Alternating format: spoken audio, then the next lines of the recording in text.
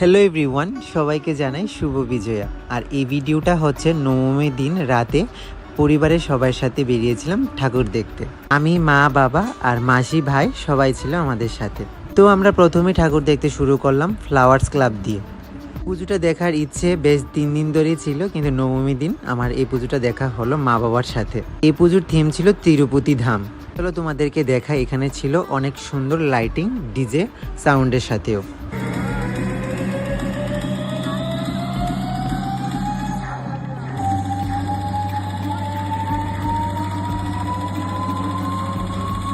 যেমন সুন্দর ছিল বাইরের সাজসজ্জা, ঠিক তেমন সুন্দর ছিল ভিতরের প্রতিমাটাও। তার মধ্যে প্রতিমার সাজসজ্জাটাও ছিল তিরুপতি ধামের যে ঠাকুরটার মালাগুলো যেভাবে দেওয়া হয়, ঠাকুরের সাজসজ্জাটাও ঠিক তেমনই ছিল। এর মধ্যে বৃষ্টিও নেমেছিল, সেটা আর তোমাদের সাথে তুলে ধরিনি। তারপর চলে গেলাম মামার বাড়ির ক্লাবের পুজো দেখতে। মামার বাড়ির এখানে পুজো দেখতে গিয়ে সব ক্লাবগুলোতেই দেখলাম গ্রাম বাংলার কিছুটা পাঠ তুলে ধরলো। গ্রাম বাংলার সব কিছু তুলে ধরলেও ওই দিকের ক্লাবে প্রত্যেকটা ক্লাবেরই ডেকোরেশন আলাদাই ছিল। আর ভাইয়ের আমি তখন মামার বাড়ির ক্লাবের ঠাকুরটাও দেখে নিলাম।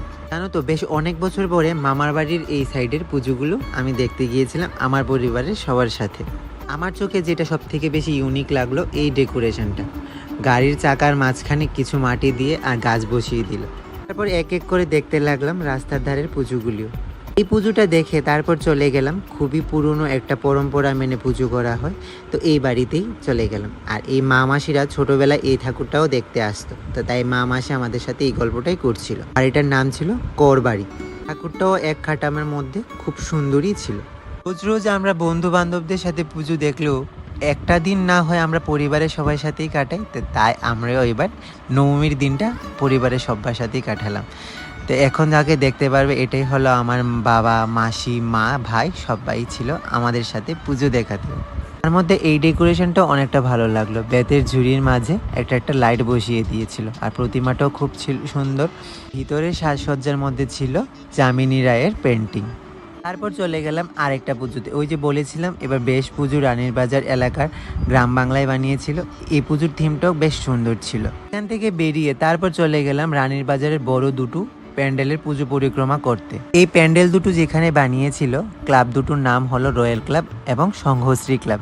তার মধ্যে আমি আর মাসি পিছনে গল্প করছিলাম, আর ভাই, মা, বাবা তারা সামনের দিকে এগিয়ে লাইনে দাঁড়িয়ে পড়লো। আর রয়্যাল ক্লাবের থিম ছিল বেনারসের গঙ্গা আরতি।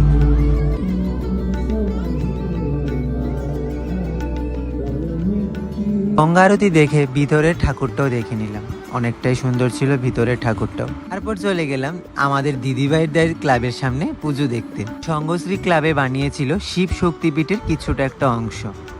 দিদিভাইদের ক্লাবের সামনে গিয়ে দিদিভাইকেও ফোন করেছিলাম, তার মধ্যে দিদিভাইও চলে আসলো আমাদের সাথে। দাঁড়াও দেখাচ্ছে, আগে পুজোটা একটু দেখিনি আমরা। অ্যাক্টিভিটিসে ছিল শিব তাণ্ডব। আর ভিতরে ঠাকুর দেখতে গিয়ে দেখি ভাগ্নের ঢাক বাজাচ্ছে।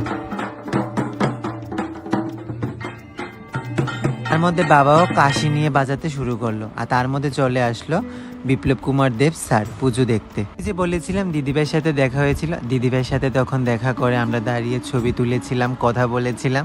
আর পুজো মানে আড্ডা, সব কিছুই থাকে। আমরা সবাই কথা বলছিলাম যে রাত অনেকটা হলো, কিছু একটা খাবো। তো তার মধ্যে দিদিভাই বলছে কি খাবি, তো আমরা বললাম যে আমি আইসক্রিম খাবো। যেহেতু পুজোর 3টে দিনে আমরা নিরামিষই খেয়েছিলাম, তো আর কিছু বাইরের কিছু খাইনি, আমি আইসক্রিমই খেলাম, তার সাথে খেয়ে নিলাম পাপড়ি চাট।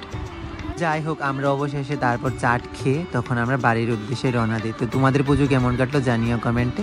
এই ভিডিওটা এতটুকুই। দুগ্গা দুগ্গা।